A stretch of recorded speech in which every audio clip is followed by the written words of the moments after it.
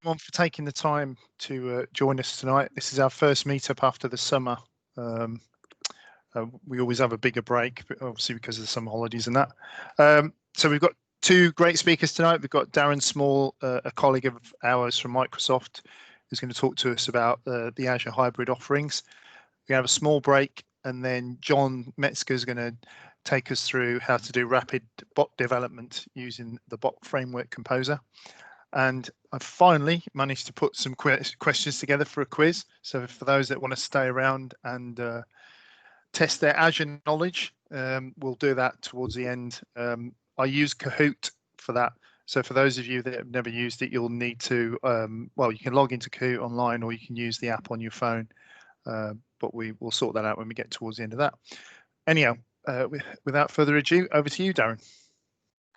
Perfect, thank you, Phil, and thanks for the invite, Phil. This is it's good to join and participate in the community events. You know, I've done some in Edinburgh and Glasgow, being closer to where I am, but you know, it's great that I guess in the times that we're living in at the moment, we can do these things remotely. So I'll hopefully see and meet some of you all soon.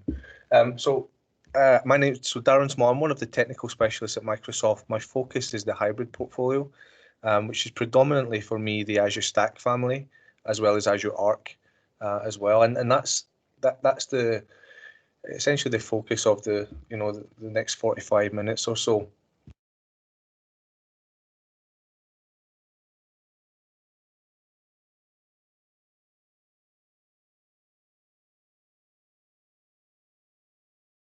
You've put yourself on mute, Darren. That's strange. I think I've hit the space bar and managed to stick myself on mute. Sorry about that, schoolboy error. Yes. So I hadn't really started. I was just saying that. So at Microsoft, we've always understood hybrid. Azure has actually got hybrid in mind. When it seems like everything is destined for public Azure, and where we still feel that, of course, if your workloads can move to Azure, or you can utilize public Azure, then that's probably the best destination for your workloads. But we also understand that that's not always possible for many reasons, actually. And and this slide kind of portraying some of that understanding that that we have at Microsoft. Our customers are, they've got hundreds to thousands to tens of thousands of applications spread across VMs, physical servers, multiple database estates. Even now, having containerized applications and serverless workloads across many different types of partner solutions and development models. These applications are then usually deployed on diverse infrastructures. So whether customers, partners own their own data centers, they're renting co-location space, they've got service providers providing services, so that diverse infrastructure. And then kind of finally here, we also get that customers have, some of them have multi-cloud strategies, and that kind of ticks, where I see that is kind of ticking boxes for regulatory and data sovereignty requirements and so on, which is kind of a lot of the time was where I spend a lot of, it's just where I spend a lot of my time being in the hybrid space. So at Microsoft, we understand that. Come on, there we go. So some of the reasons why our customers choose a hybrid strategy, just kind of down the right-hand side here: regulatory and data sovereignty, like I've mentioned, low latency and edge workloads, application and data center modernization. So you'll see a theme throughout the next 45 minutes or so, where these use cases show up across the different solutions that we have within the hybrid portfolio. And hopefully I can bring to life some of each of these, so from a regulatory space, types of customers are doing what, low latency, and that's again one of the key areas where even a round trip, it's nothing to do with regulatory or data sovereignty, but just an intermittent or challenging connection could be or a kind of round trip to Azure from on premises could be challenging, or you might have an ultra low latency requirement for your application. something like some sort of predictive maintenance or worker safety type use case, we see in the kind of low latency bracket. But we'll go into that in more detail. So with that, I think I've mentioned some of this already. So we have at Microsoft that understanding of hybrid, and we're allowing customers or helping our customers innovate anywhere with that. So it's not just in our our many regions across the globe in public Azure data DCs, but bringing Azure really to where the customer needs to be met. So whether that's on premises and edge, we can mean by on-premises and edge as well as we go along, but we can put a single control plane across across these estates, and that's where Azure Arc comes in, which is going to be part of the talk tonight as well. So we talked a bit about customers with many multi-cloud strategies or have existing workloads across multiple public clouds or even on premises across their across their data centers. And again, we're currently offering and continuing to innovate and invest to bring those Azure native services and single control plane across those diverse infrastructures, and that's any infrastructure anywhere as well. Quick one just about some of the enterprise customers we've got, that have a hybrid strategy right now. So these customers are some of our biggest customers in public Azure, but also have a a hybrid strategy as well at the same time. So where yes, as much of those applications and as much of that data that we can get into public Azure, again, that's the destination if possible. There's usually with these kind of diverse and complex infrastructures, there's usually an element of on-premises that need to remain. So how can we offer a consistent cloud experience from a commercial and a technical perspective, actually, across cloud and on-premises? That's what we're doing with our hybrid portfolio. And actually, when I talk about we'll go into that in more detail. So first up is a single control plane with Azure Arc. Now, just before we dig into this in too much detail, we're going to talk about the Azure Stack family as well. But I want to kind of get the picture across that hybrid from Microsoft is not just the Azure Stack family. It's not just Azure Arc. It's not a single solution. We should think about it as an ecosystem of solutions, and it really is for us about understanding, what's the customer, what's the challenges that you've got, what problems are you trying to solve, and then work our way back from public Azure, across our hybrid estate. And we really do feel that we differentiate really in the market here with with our hybrid understanding, but also I guess importantly as well is the actual solutions that we've got today within that portfolio. So Azure Arc is it's a relatively new service, so it's there's some announcements coming next week. I think it's next week, Ignite conferences. So I'll keep an eye out for that. If you haven't already registered, I would suggest that you recommend you go and register and catch some of the on-demand sessions or even some of the live sessions as well. It's one of the conferences I look forward to every year. Lots and lots of good announcements, and absolutely within the hybrid space. I know there's a few of that coming, so keep an eye out for that. So Azure Arc was announced actually last Ignite, so it was last September time. It might even have been November, I think September or November, where we announced Azure Arc. So it's been around for a while in preview for some of these services. So it comes in 3 buckets essentially. So there's what we can see on screen here is organize and govern across environments. So being able to onboard servers, whether they're physical machines or VMs, onboard them to Azure Arc, onboard them to Azure essentially, and have governance and security across that estate.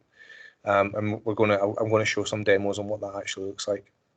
Second bucket is about at-scale Kubernetes app management. So very similar to the server estate, we can onboard Kubernetes clusters wherever they are. So on any infrastructure anywhere, as long as you can have a you can have a connection directly or by a proxy or by some other means to Azure, then you can onboard those Kubernetes clusters and start to programmatically programmatically start to do things with those clusters and start to then have that cloud native experience that we're promising with our hybrid portfolio. So things like again, security and governance, and start to take advantage of more kind of cloud native DevOps techniques.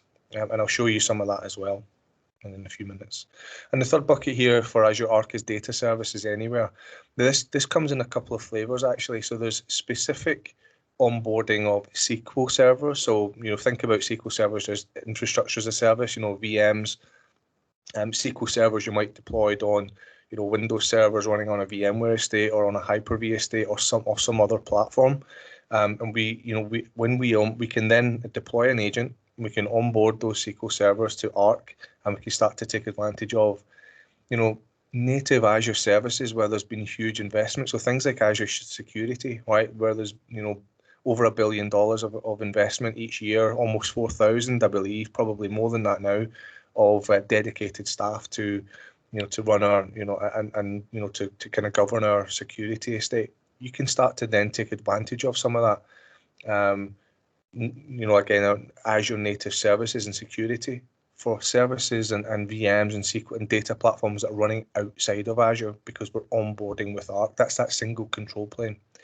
Data services anywhere is also about, which is one of the really cool things. That, again, another cool offering from Arc is as a service SQL offering. So we have two flavors right now.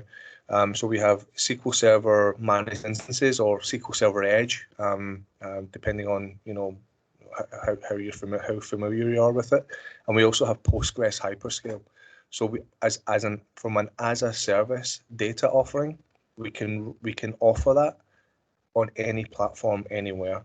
There's one prereq. There's a few prereqs, but the main prereq is that it's containerized, right? So we need a Kubernetes. We need a Kubernetes platform to run these data platforms on. But once we have that, and that of course can be in Azure, then we have that single control plane for cloud native or Azure native solutions running on any infrastructure anywhere. So let's just try and bring some of that to life. So first of all, go into a demo on a single control plane with Azure Arc. So this is the first bucket. So this is the organizing and governing resources at scale. So if you think about those, that slide I had with the multiple applications and multiple diverse infrastructures, think about that in this type of scenario and how this might help you consolidate those, pull them together, and start to have a consistent experience and governance policy across all of that estate. I talked about how they show up as Azure resources when they're onboarded to Azure Arc. We're going to see that. So what that enables is, you can then start to adopt developer cloud practices, but it's on premises. And actually on premises on any platform anywhere. So it doesn't have to be the Azure Stack family, which we'll talk about in the second portion of this talk tonight. And then implement Azure Security anywhere. So we've got things like role-based access control, access to policies, logs, log analytics, and so on. So with that, there's a couple of use cases and scenarios and the fixes for those scenarios. I think I've talked about those, but let me just switch. So I'll just give that a second or two. Hopefully that refreshes quite okay. So what I've done here is I've just switched to the Azure portal to give you a quick overview, a quick demo of that first bucket. So inside the Azure portal, we can just simply browse or search for Arc. And when we bring up Azure Arc, we've got those three buckets that I had described very briefly on the previous slide. So I'm going to focus on the first one for now. So this is about onboarding VMs and servers to Azure Arc that's deployed on any infrastructure anywhere. Actually, before I get into that, you can see that there's actually Arc is now starting to be padded out, which I guess is showing the investment and the how much of a priority our hybrid portfolio is. Actually, it was only just past few days that I've noticed that Stack HCI and data controllers are starting to show up here as well. These are going to be announced properly at Ignite next week, so there's some early insights here. So I don't have a demo, but I'll take you through these anyway. But it just shows that again, from an Azure Arc and extending Azure anywhere, you can see the investment here. So Arc for servers. So let's onboard or go through the steps on what we would do to onboard a server. So there's some prereqs here. So there's First of all, you need access to the internet or access via 443, I guess, to certain outbound URLs for the agents essentially to register against and start to onboard to public Azure, and then of course local admin on those servers as well. What you will need is an Azure subscription and an existing resource group. So I'm just using my Microsoft internal, but that can be of course one of your own.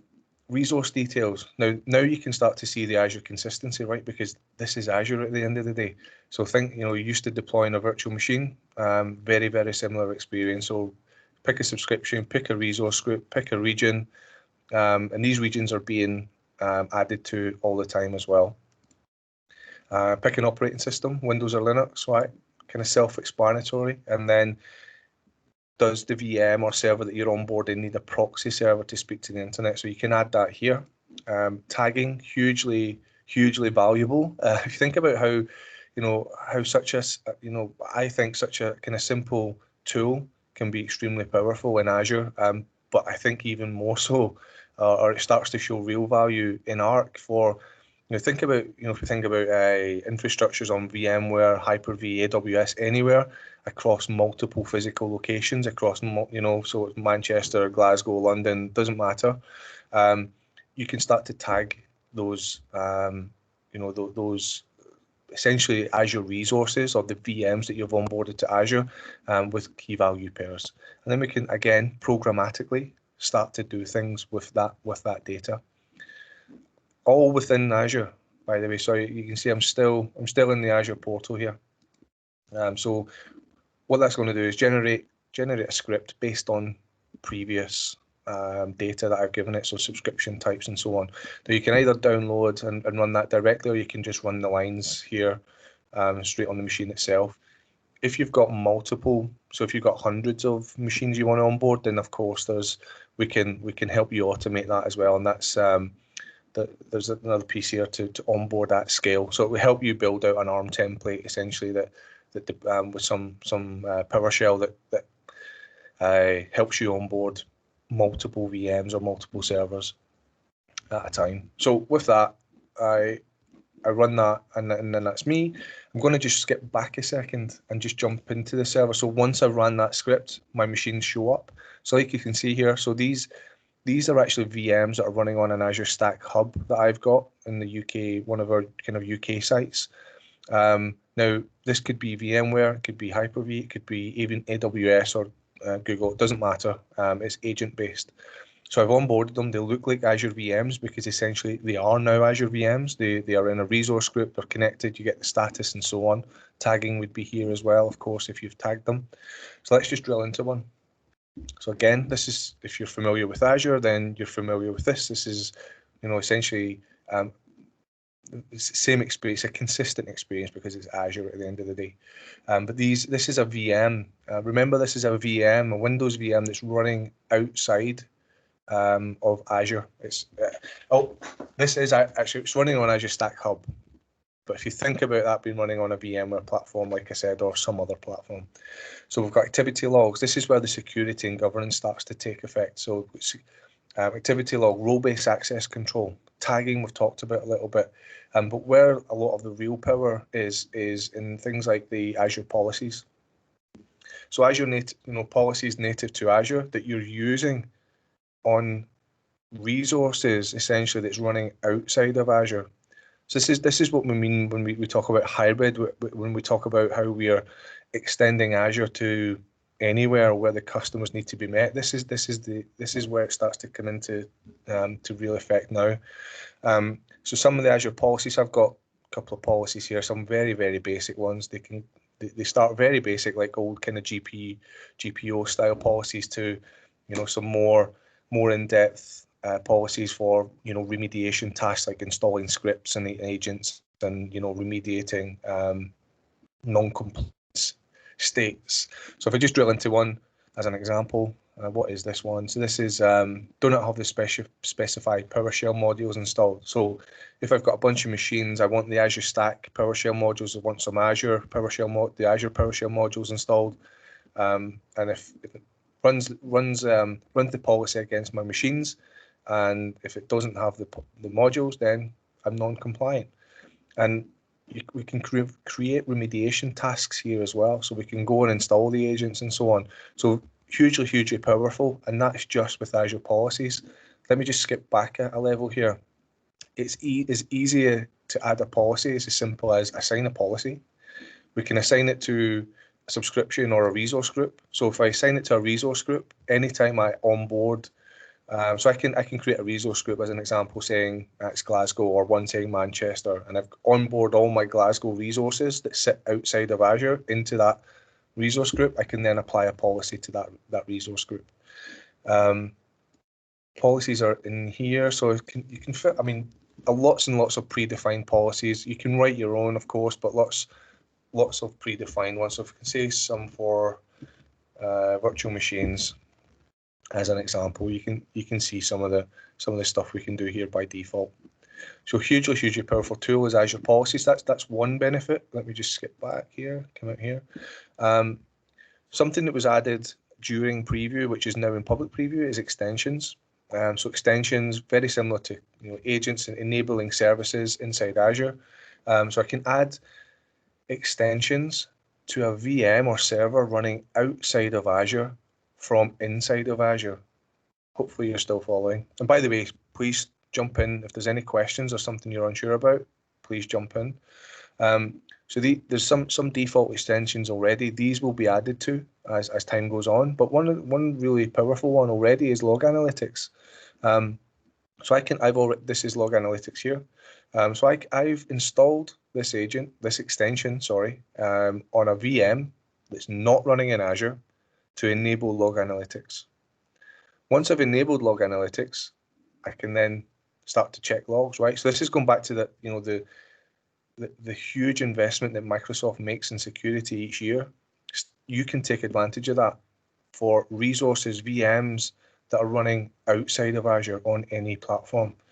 So let me just give you a quick example of that. I'll go to a query. So this is a VM, so I can jump down to VMs. This might not work actually because I've only just powered this on, but you can see here there's a whole bunch of queries from log analytics that's there by default. So what's the machine free disk space on my machine that's running outside of Azure? And I'm getting this from tools that's native to Azure. So I can run this. And yes, nothing from the 24 hours. That's my fault, but you can see the power here already, hopefully. Some of the other cool things here from Arc for servers is update management, inventory, and change tracking. So update management. So if you're familiar with Azure Automation, then you can have you can log into you can subscribe to essentially a work group. I can't remember, the name escapes me now.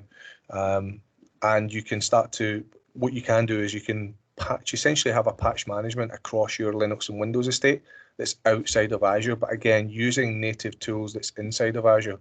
So all the stuff that you would expect to patch and keep up to date, your Windows and Linux estate for your Azure VMs, you can now start to utilize for that estate that's outside of Azure as well.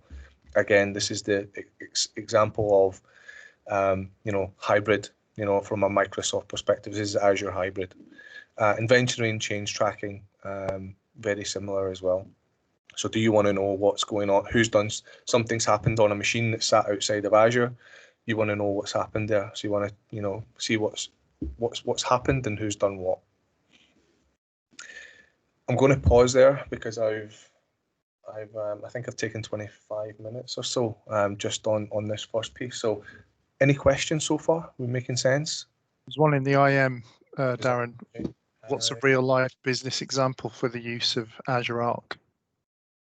What's a real life business example for Azure Arc? I think for me, what I'm seeing is there's customers that have a cloud vision, right? They have a public Azure vision, but they have those diverse infrastructures. They're maybe not ready for public Azure for sometimes many reasons, whether it's their own, just, they're not ready from a people perspective, skills perspective, or it might be back to regulatory and data sovereignty, or even kind of historic legacy or heritage type workloads.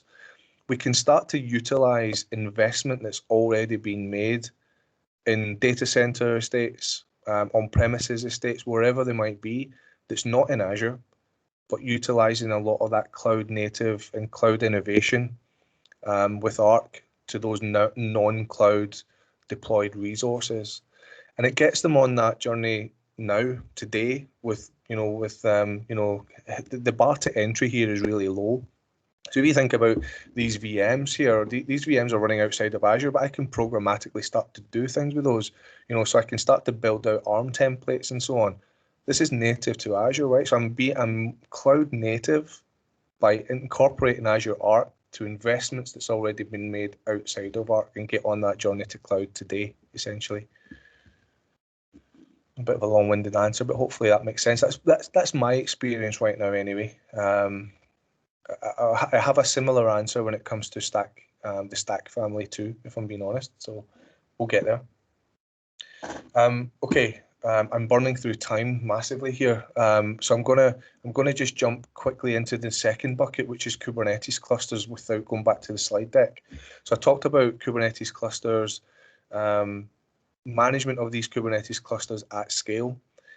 So you could have Kubernetes clusters again on multiple platforms anywhere across the globe. You can start to consolidate those with Arc as well. So I'll show you that. So this is a and you can see here that it's let me just jump back a slide here. So the Kubernetes clusters is managed from the Kubernetes service in Azure. So if you're familiar with AKS or the Azure Kubernetes service, then it's managed from within the same place. So if I could just search for Kubernetes, jump into Kubernetes services. So I've got an AKS cluster here that is native to public Azure, so Kubernetes service. And you can see here I've got two Kubernetes clusters that actually run outside of Azure. These, again, if I'm being transparent, are on my Azure Stack Hub, but these could be running on VMware, Hyper-V, and so on. Same types of scenarios as before.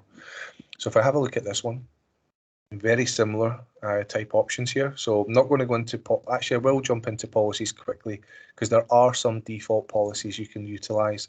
So same concept applies, but some of the policies that you can have by default for you, just search for Kubernetes. There's a whole bunch of pre-built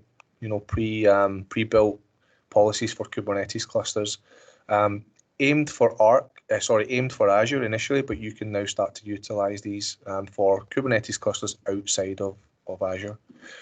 Let me just jump back a section here as well. So log analytics and so on, very similar, as the servers. So I won't go into too much detail on that. Another one I wanted to point out is configurations. So this is where you can start to, again, programmatically take a cloud native approach or a DevOps approach even to all of those Kubernetes clusters or those containerized applications that are running on those clusters on diverse infrastructure. So if I say here, I can add a configuration. My configuration is actually looking at this GitHub repo. So anytime I onboard essentially anytime I onboard a Kubernetes cluster into Arc, I can then start to programmatically again do things with that. So take a DevOps approach from a consistent central application repository, essentially. And actually so I've got some links here that I'll send around afterwards. So this is public, so if you want to have a play around with that, I'd advise you to go and have a look. So it's all there and available to you. So if you want to have a play around with the cluster config or even the servers piece that I showed you before, it's all available in preview now. So there's no cost. That might change for servers next week. So after Ignite announcements, but go and have a look. So that's Kubernetes. Make sense? Any questions on that? I think we're good. Okay. So the last piece on Arc that I wanted to show, actually I don't have a demo because it is in private preview. Actually, in saying that, it's now not in private preview. So this has been enabled since the last time I looked. It's been enabled pre-Ignite next week. So I'm not sure if this is just my Microsoft preview account or if this is the same for everyone. So bear that in mind. But the experience that I've had before was a little bit more manual than this. So it's great to see this now. But this is essentially how we add an as a service data offering to any infrastructure anywhere from Azure Arc. So those SQL Server managed instances or the Postgres hyperscale on any infrastructure. The prereq being a Kubernetes platform so that we can run those containerized data offerings on. So it's as simple as clicking add, running through the prereq. So you can see here, prereq being a Kubernetes cluster, access to the cluster, context to the cluster. And then we install, so using Azure Data Studio, we install a data controller, essentially, and we onboard. So very similar process. We run through the prereqs, it deploys it, it will spit out a script that you can run on your Kubernetes platform. Essentially, we can then start to onboard those as a service data offerings. Now, excuse me, just going to switch back just quickly to the slides. So the data offering is here somewhere. I've managed to not be able to find it, but essentially what the key benefits to the data offering on Azure Arc is it's always up to date, right? So there's no end of support.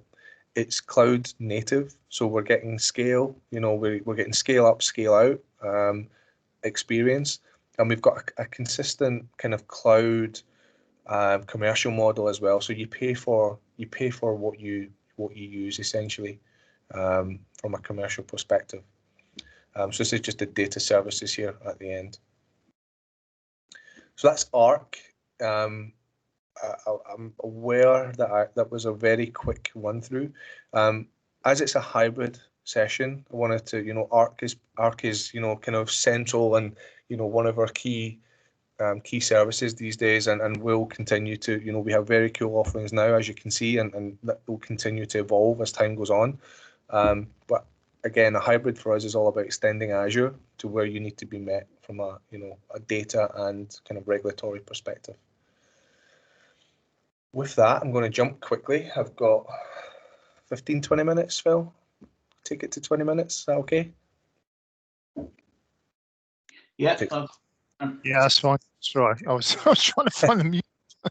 That's okay. Sorry, I put you on the spot there. I think we should be flexible with the time. Because we have a short break after this, but we can shorten the break a little bit. That's okay. Carry on, Darren.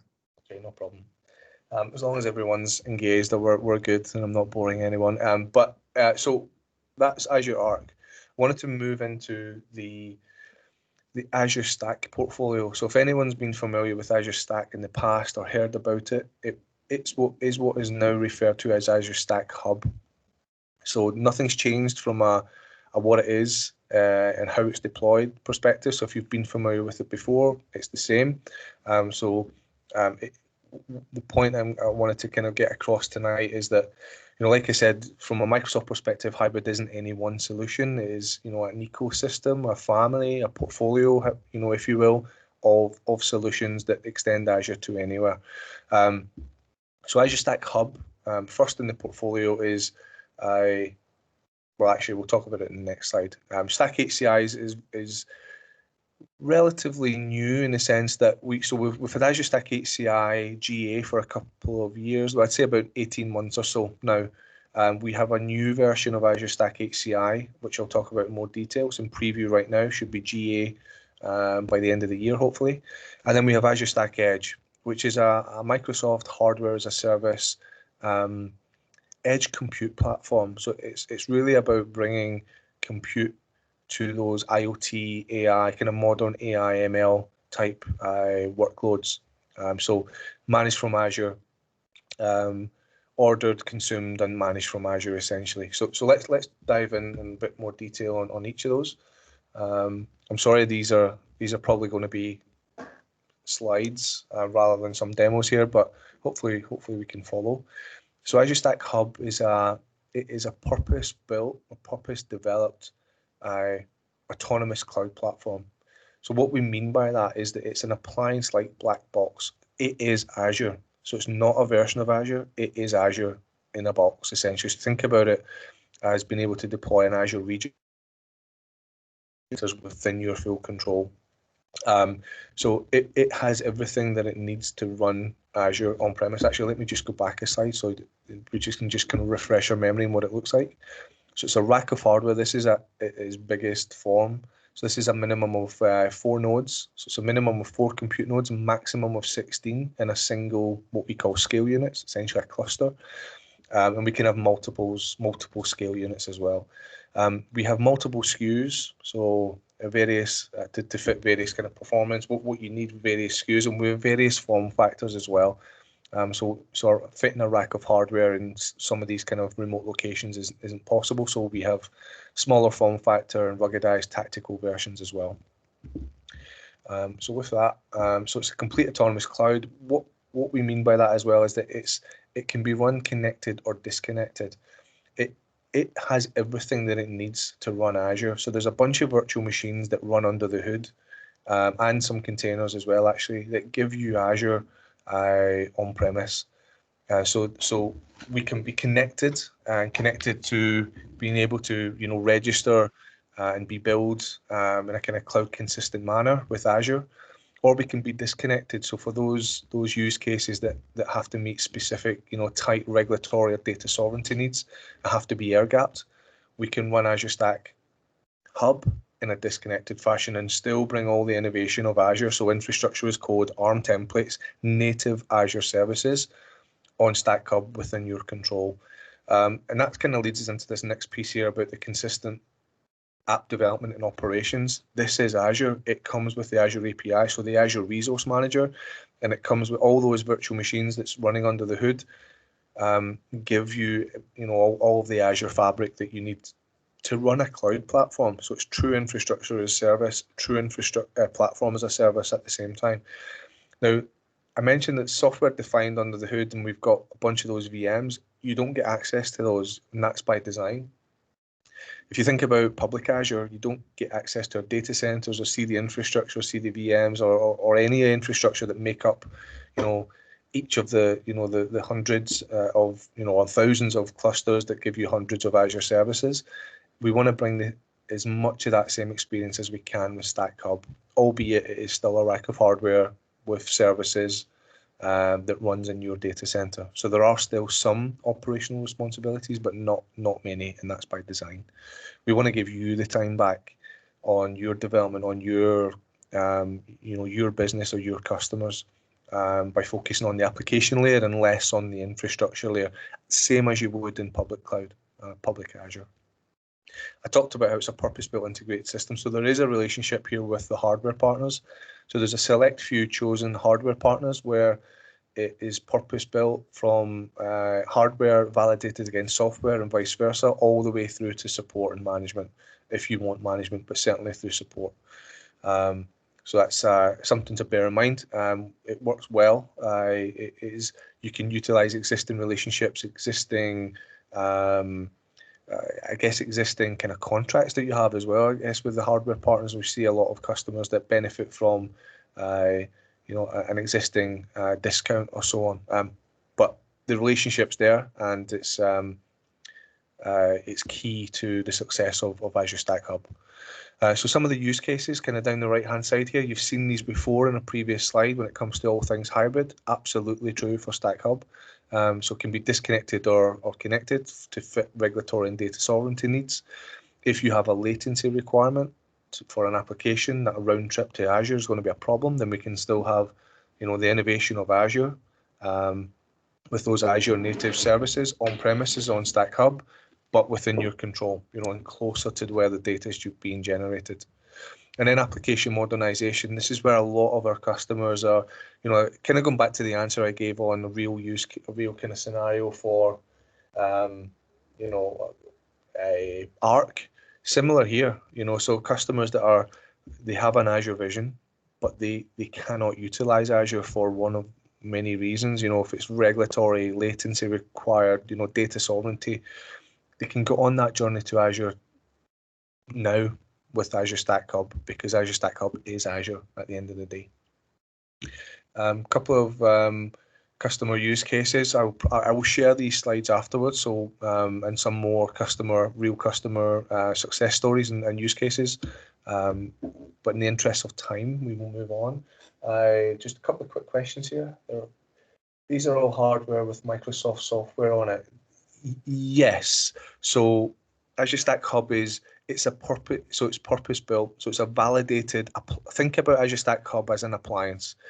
This is where the relationship with the hardware partner comes in. It's not a hardware. So Azure Stack Hub, let me just switch back here so there's no confusion. So Azure Stack Hub is not a hardware and separate software sale. It comes with everything that you need to run Azure. So it's almost like an appliance that you would wheel into the data center. So if you ordered Azure Stack Hub, it's the right solution. We've went through all the, the qualification and so on.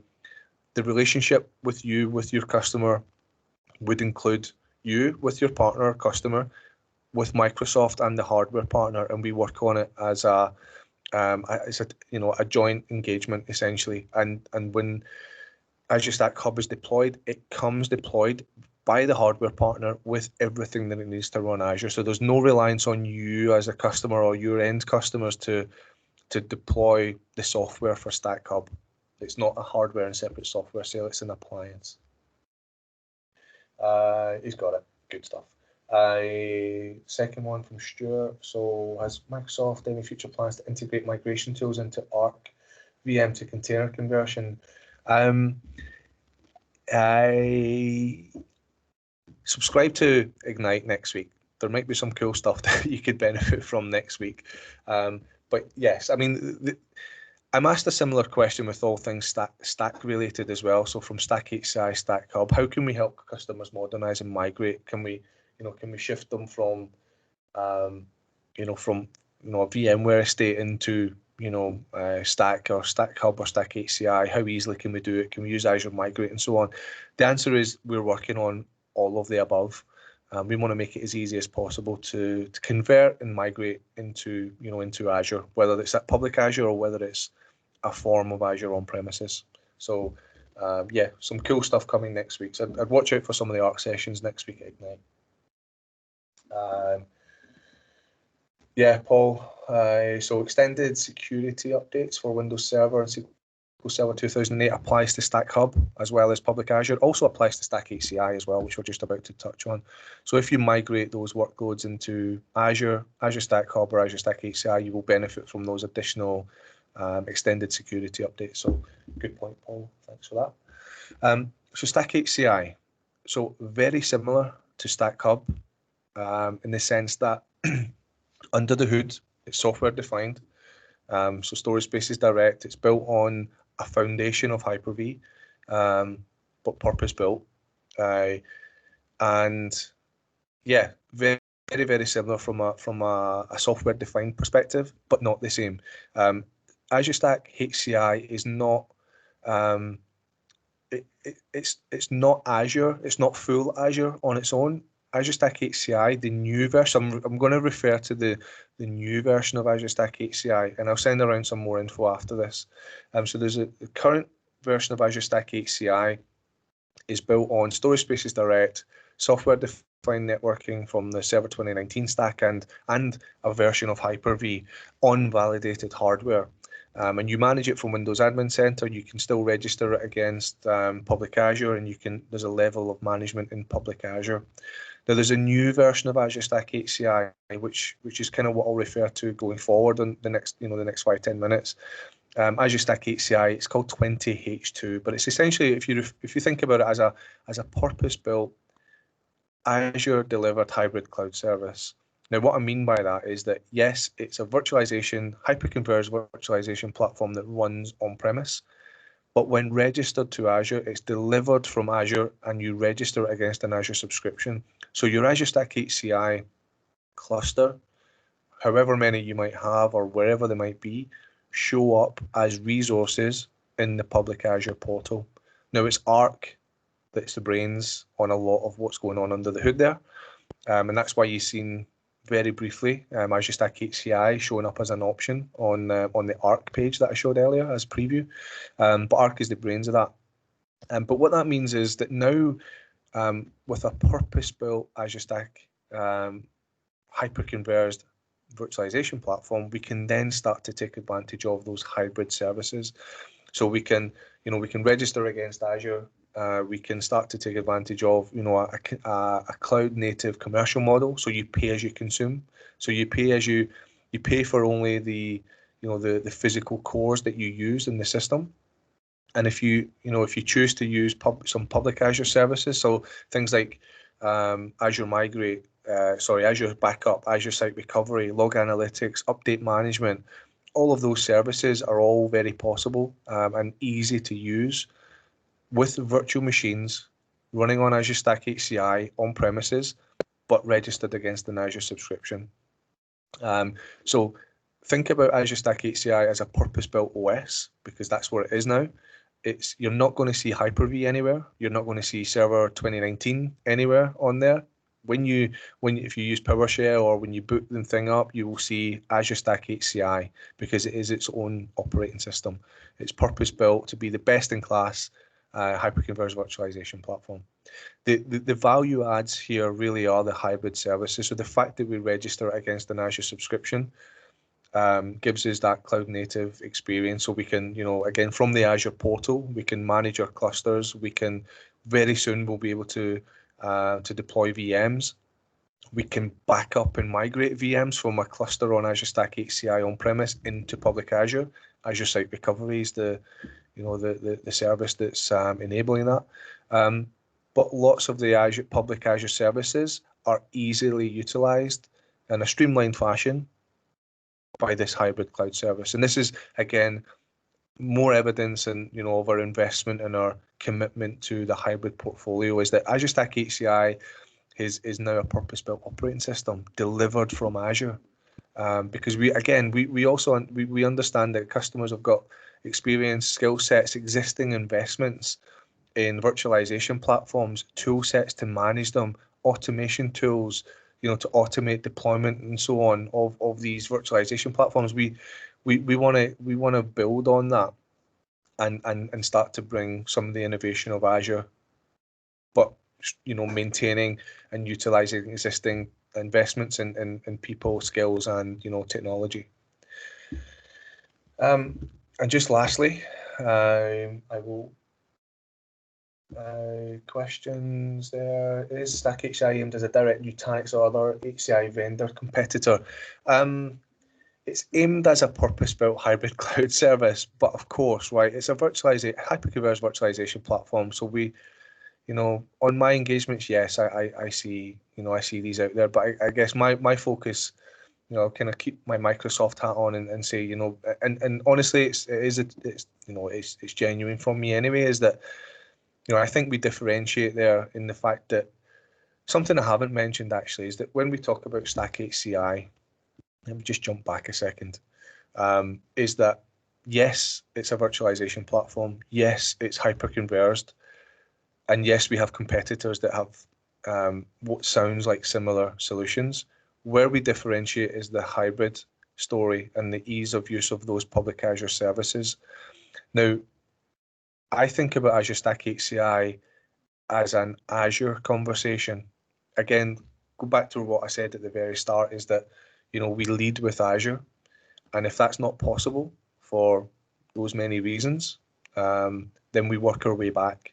Now, Azure Stack HCI, if you're not intending to use any of the public Azure services, and it's purely a virtualization platform, then Azure Stack HCI, the new version at least, might not be the best solution for you. It might be, Hyper-V or something else.